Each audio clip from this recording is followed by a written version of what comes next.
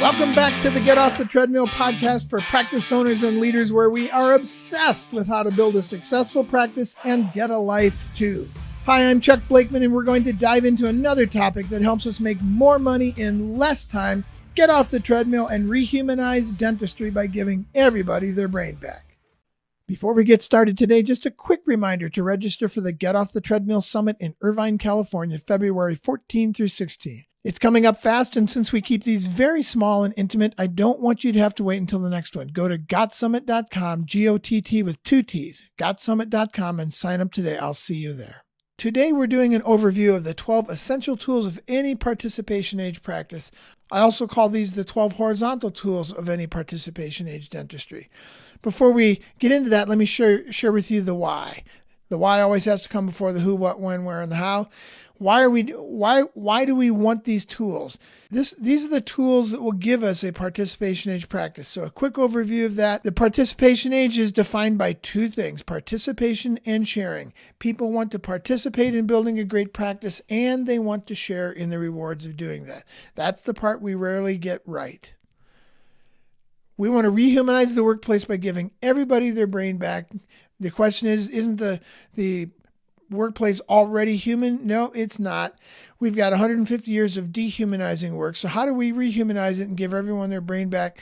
The number one, the core practice is distributed decision making. We've talked about this in another podcast at length, and these are the 12 tools of distributed decision making. Distributed decision making comes with distributed leadership. We have to understand that everyone wants to lead in some way, and it's very different than what we think of in the way of leadership traditionally. The key principle in all of this, in building these 12 tools, is the more input I have in a decision, the more ownership I will take in carrying out that decision. Therefore, decisions should be made locally whenever possible. And by the way, it's almost always possible. We use the excuse way too often that we're too busy or fill in the blank. Let's figure out how to make decisions locally at the front desk, in hygiene, in accounting, marketing. Let's make those things locally, not in a vacuum, with collaboration and cooperation, but made locally. So here's some quick differences between the traditional practice and the participation age practice. The participation age practice, again, is built on participation and sharing. What we call the factory system dentistry practice is built around the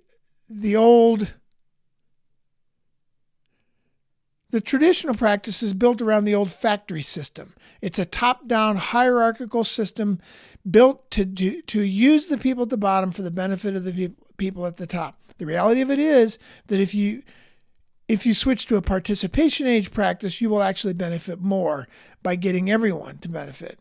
So here are a few of the differences. The participation age practice is built on participation and sharing, and the factory system practice is built on revenue and shareholders. How do I get the most out of this and use the people if I have to in order to get there?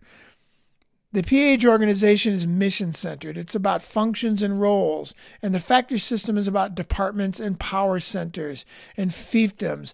I'm the front desk, you're hygiene. We don't like each other. Front desk doesn't like back office, etc. There's always these rivalries, and it comes from this nonsense of dividing work in a very artificial, department, power-centered way instead of functionally.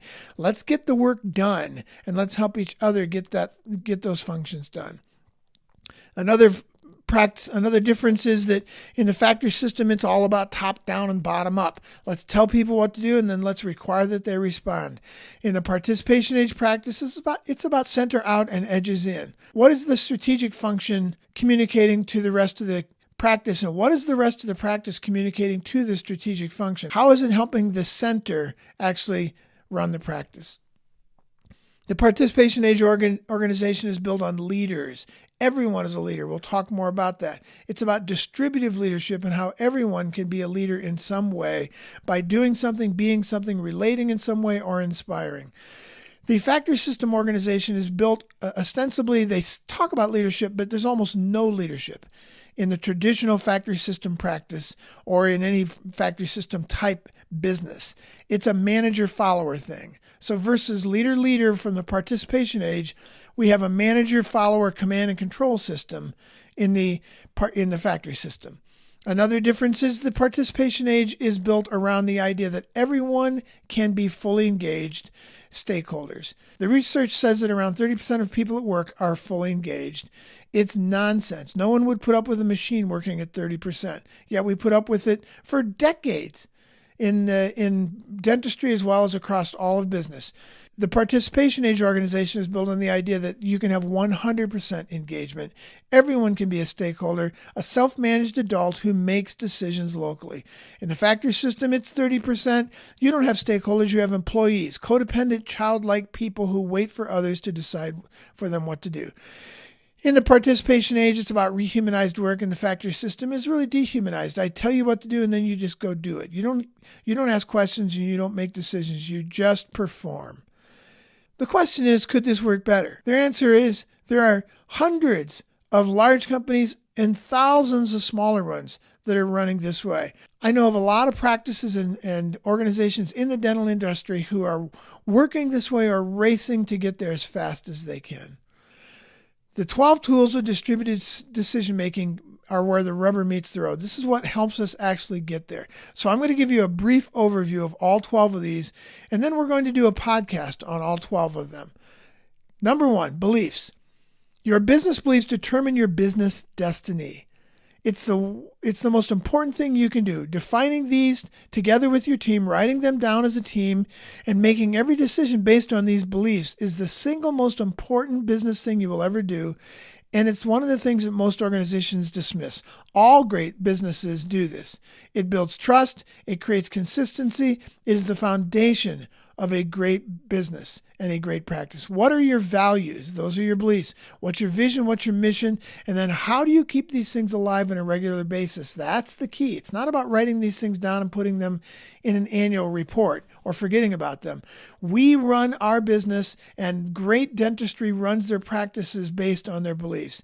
Every decision we make every day is based on those few beliefs that we have. So let's get those figured out. We'll show you how. The second tool is what we call leader.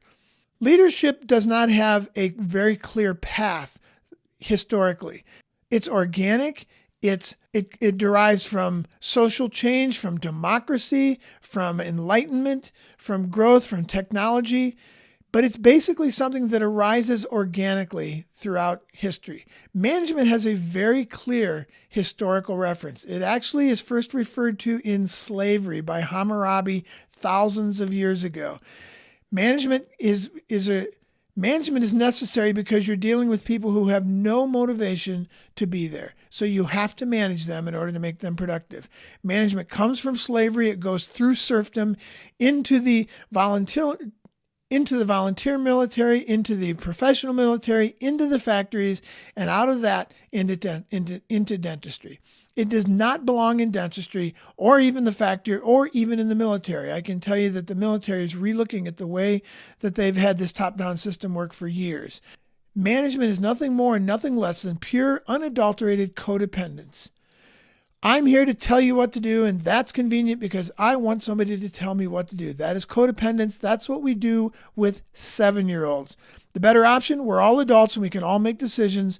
Let's learn how to turn every single person into a leader where there are no managers, just a practice full of interdependent, collaborating, cooperating leaders who function as a great team, where office managers become a leader too. The third tool, distributed decision-making teams, or DDM teams. The number one practice of the emerging work world, again, is distributed decision-making. It's the participation age is built on the idea that everyone can make decisions, not just managers. It is the thing that makes everyone a leader and creates healthy, horizontal relationships that releases everyone to take localized action to build a great practice. Teams that function by distributed decision-making will take a practice to a whole new level, requiring everyone to be 100% engaged. You'll end up with fully adult, cooperating and collaborating stakeholders who function as the team you always dreamed they can be. We'll show you how. Tool number 5, peer recognition. All the research shows that peer-to-peer recognition is the most meaningful, yet most businesses and practices are set up to put all the pressure on a top-down system and top-down managers to provide this peer recognition. But the research also shows that recognizing team members is near the bottom of every manager's skill set and their desired responsibilities. They hate doing it. Two tools combine here to develop unparalleled horizontal relationship with peer recognition. First, it's kudos. We'll teach you how to develop a simple team member run process that gets everyone involved in catching people doing something right and recognizing them for it. It's one of the first and best visible tools you can put in place to build a participation-age practice. And let me pique your interest by saying that if you're doing a grab bag or similar program, you need to stop immediately, because that type of program not only does not recognize people for doing something right, it disincentivizes people from excelling both individually and as a team. The second piece of peer recognition is peer recognition surveys. Annual management reviews have proven to not only be universally disliked by both managers and team members, but it actually lowers performance. Again, research shows that peer recognition is more meaningful and more motivating. We use a 10-point system in our business to do our peer recognition surveys. We average the scores, so you only see an average, you never see individual scores.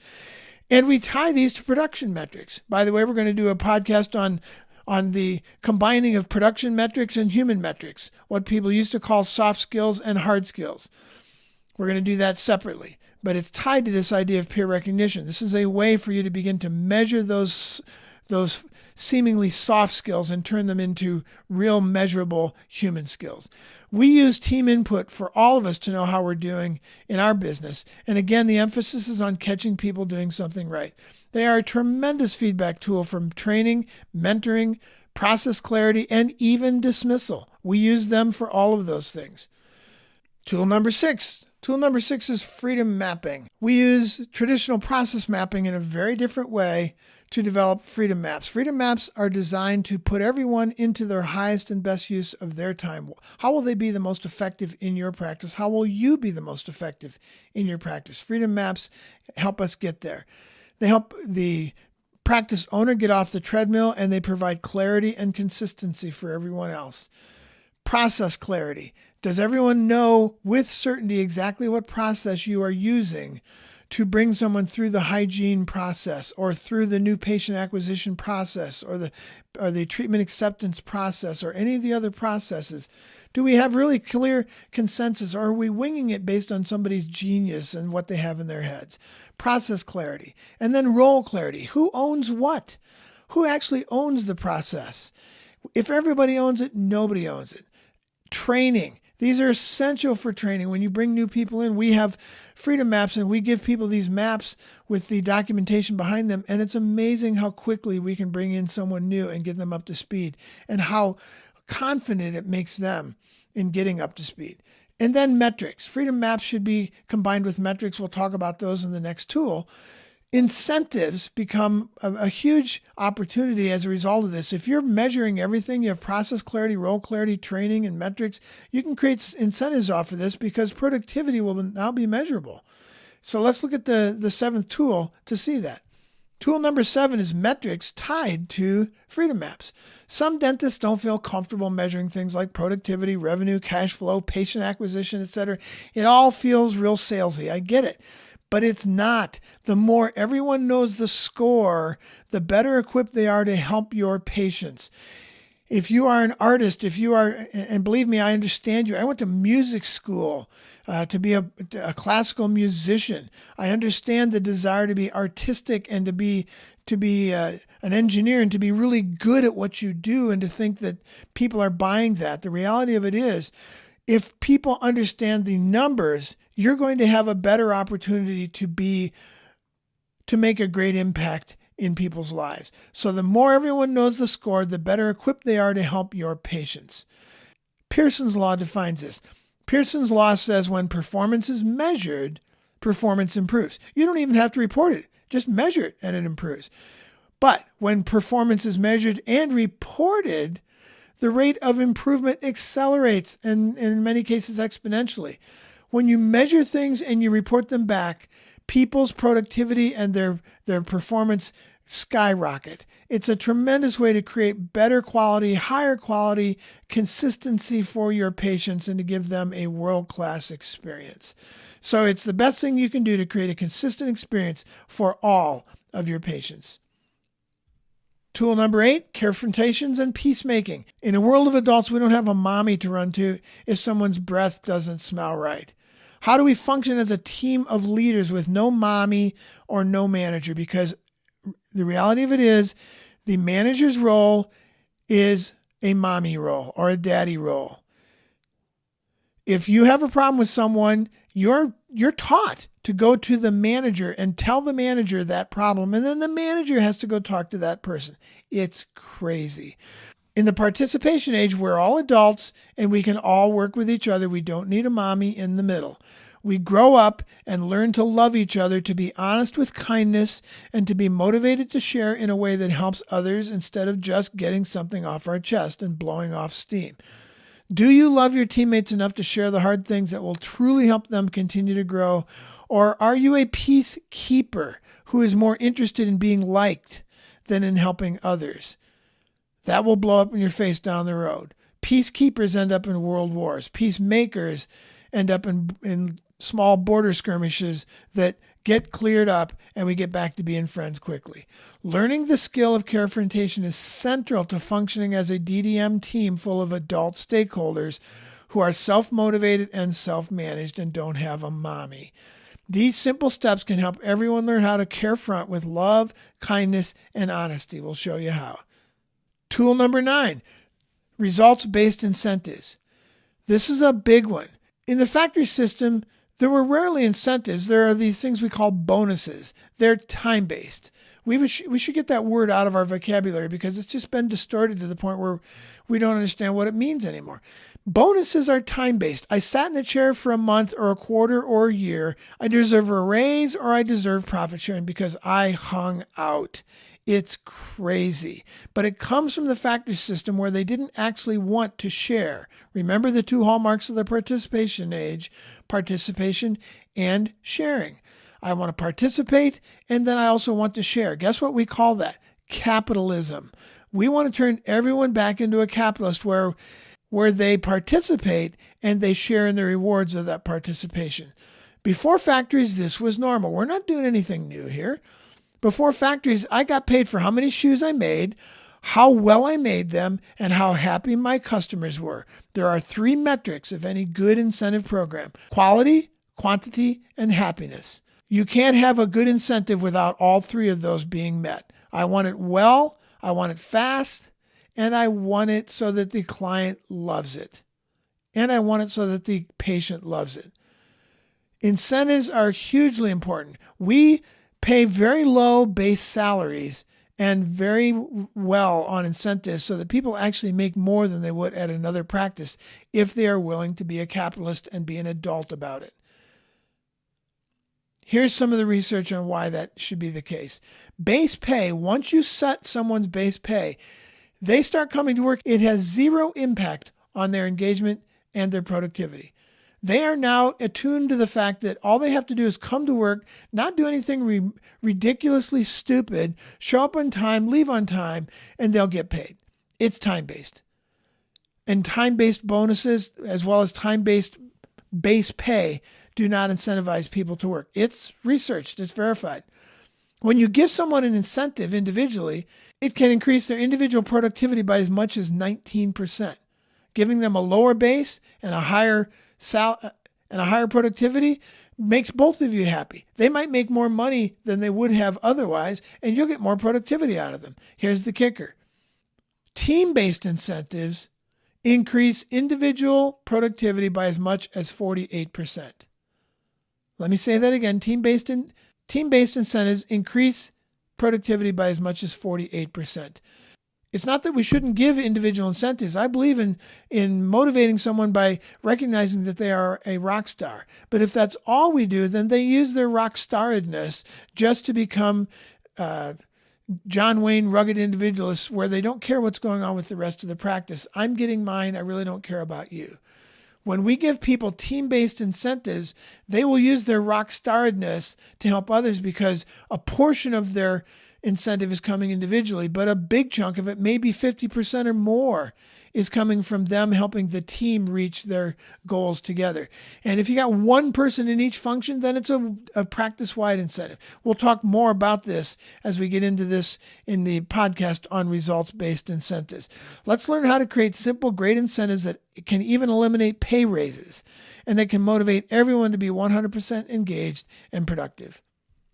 Tool number 10, commitment letters. How do we get something new to stick? These are tools. How do we get these tools to stick?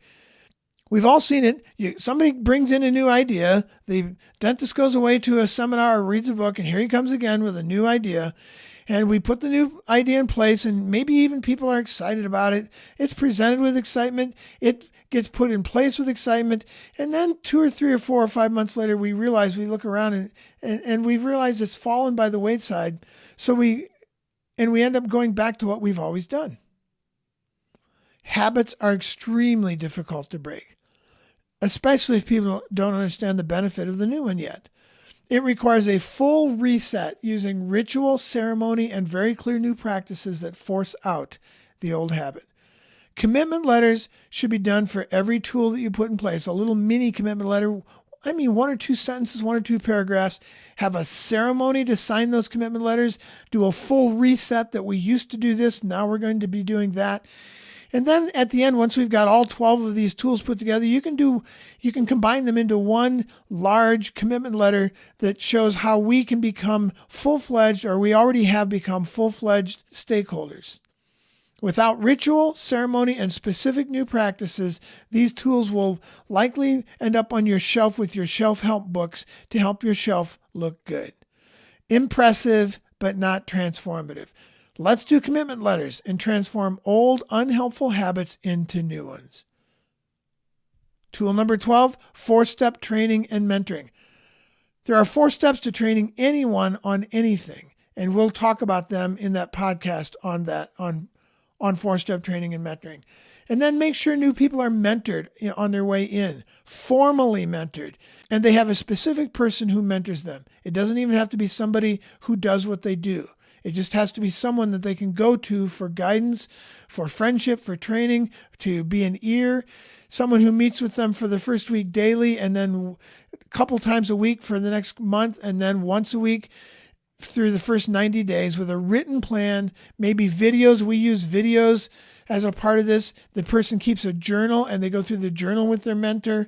We do all of that. The first 90 days are critical to anyone deciding to bring it all or leave it at home. The acorn principle applies here.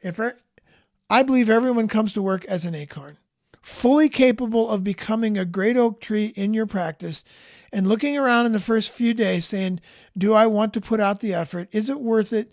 Is it exciting to me? Am I willing to become an oak tree here? What will make them decide to bring it all and become that great oak tree? The first 90 days will decide that for you. You need to have a formal mentoring program, and we'll show you how in this podcast. The last of the 12 tools of distributed decision-making in the participation age is reverse hiring.